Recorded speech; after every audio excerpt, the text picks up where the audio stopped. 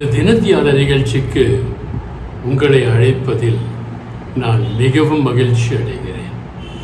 இன்று நாம் பார்க்க போகும் தேவ வசனத்தின் தலைப்பு உட்காராதே.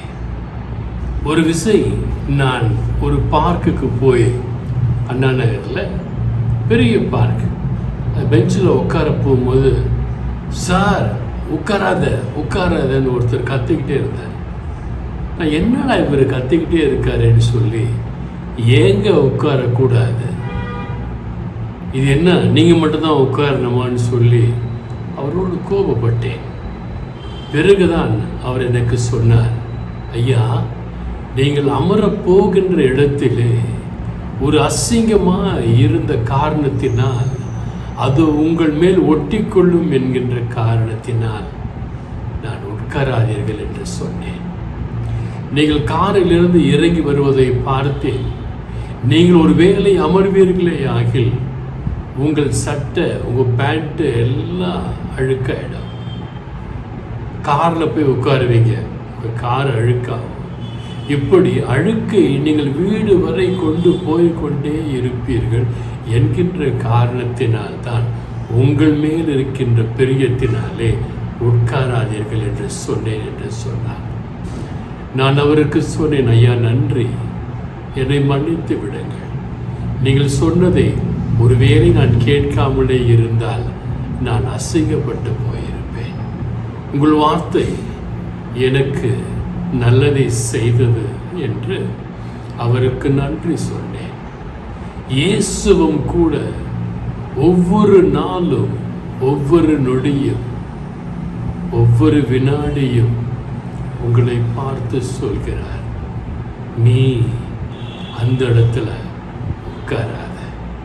அது எந்த இடம் ஆண்டவரேன்னு நீங்கள் ஆண்டவரை பார்த்து கேட்பீர்களே ஆகில், ஆண்டவர் உங்களுக்கு தெளிவுபடுத்துவார்.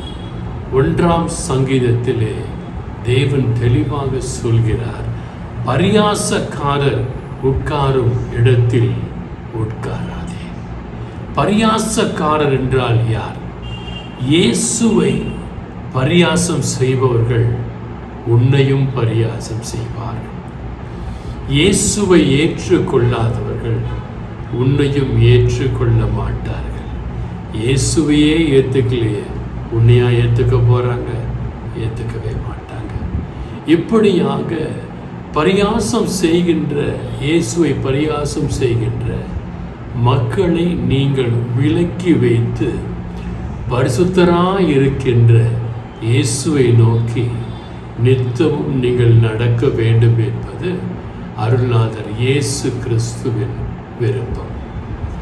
1 கொரிந்தியர் 5ஆம் அதிகாரம் 11ஆம் வசனத்திலே, ஆண்டவர் உங்கள் சகோதரர்களை வழி வழியாக பிரிக்கிறார். சகோதரன் எனப்பட்டவன் ஒருவன் விபச்சாரக்காரனையாவது, அதாவது உங்கள் சகோதரன் விபச்சாரனா கூட இருக்கக்கூடாது, பொருளாசைக்காரனாவது, விக்கிர ஆராதனைக்காரனாவது, உதாசீனாவது, வெறியானவனாவது, கொள்ளைக்காரனாவது இருந்தால் அவனோடு கலந்திருக்க கூடாது. அப்படிப்பட்டவர்களோடு உண்ணவும் கூடாது. ஆண்டவர் தெளிவாக சொல்லிட்டாருங்க. உங்கள் வீட்டில் இருக்கிற உன் சகோதரன், உன் தாய், உன் தந்தை யாராயிருந்தால் இந்த சொல்லப்பட்ட ஏதாவது ஒரு பாவத்தில் அவர்கள் இருப்பார்களே ஆனால் அவர்களோடு நீங்கள் கலக்கக்கூடாது. உங்களை கிண்டல் பண்ணுறாங்களா? உங்களை ஒதுக்கி வைக்கிறாங்களா? அவங்க உங்களை ஒதுக்கி வைக்கல, உங்களுக்குள் இருக்கும் ஆண்டவரை ஒதுக்கி வைக்கிறார்கள். அப்படிப்பட்டவர்களிடத்தில் நீங்கள் கலந்திருக்கக்கூடாது. அவங்க பேசினா அப்படி பேசிட்டு அப்படி பாலிஷாக போயிடுங்க. அவங்களோடு கூட உட்காந்து சாப்பிட்றாதீங்க. ஏன்னா சாப்பிடும்போது கூட அவர்கள் உங்களையே பார்த்து பொறாமைப்பட்டு கொண்டிருப்பார்கள். இயேசு அதனால தான் 1 கொரிந்தியர் 5:11 கோடிட்டு காண்பிக்கின்றார். இத்தகைய மக்களை நீ தவிர்த்து விடுவது உனக்கு நல்லது, உன் ஆத்துமாவிற்கு நல்லது, அவர்களோடு உட்காரவே உட்காராது என்று ஆண்டவர் உங்களுக்கும் எனக்கும் தெளிவுபட சொல்கிறார். அடுத்து பார்த்தீங்கன்னா இதே 1 கொரிந்தியர் 5ஆம் அதிகாரம் 9ஆம் வசனத்திலே ஆண்டவர் விபச்சாரக்காரனோடு கலந்திருக்க கூடாது என்று நிருபத்தில் உங்களுக்கு எழுதியிருக்கிறேன்.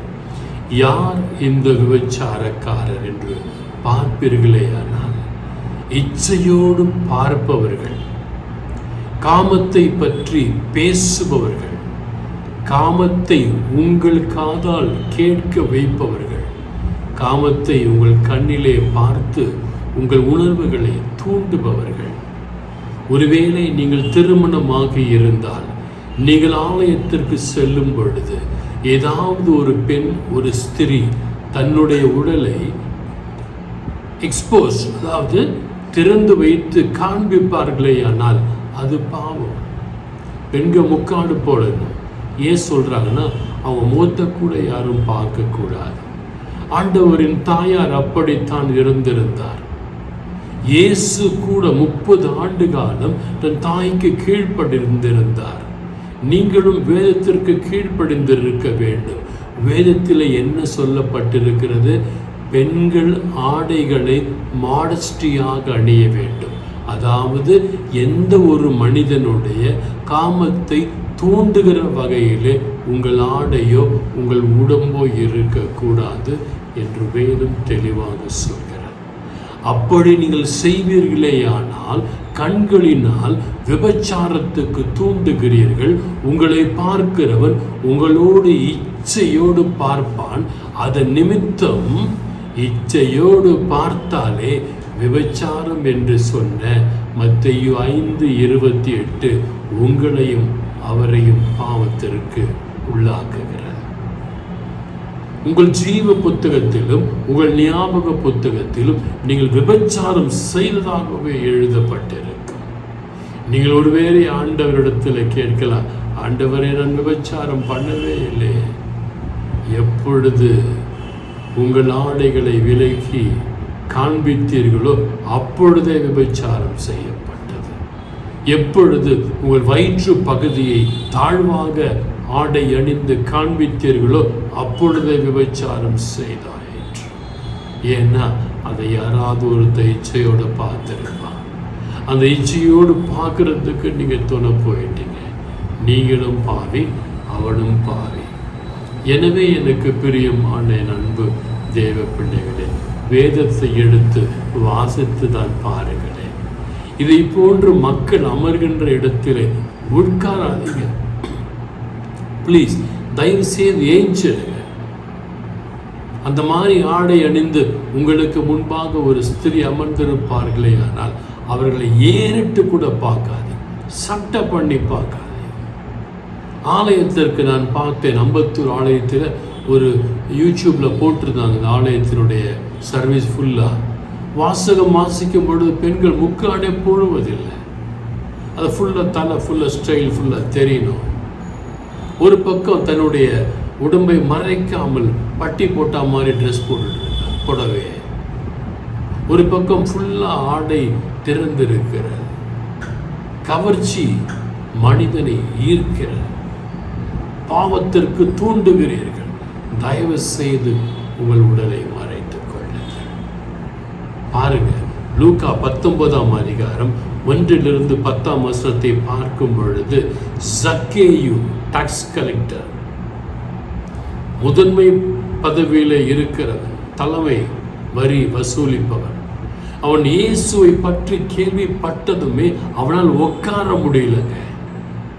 அவன் பாவம் ஒன்று அவன் கண் முன்னால தெரியுதுங்க.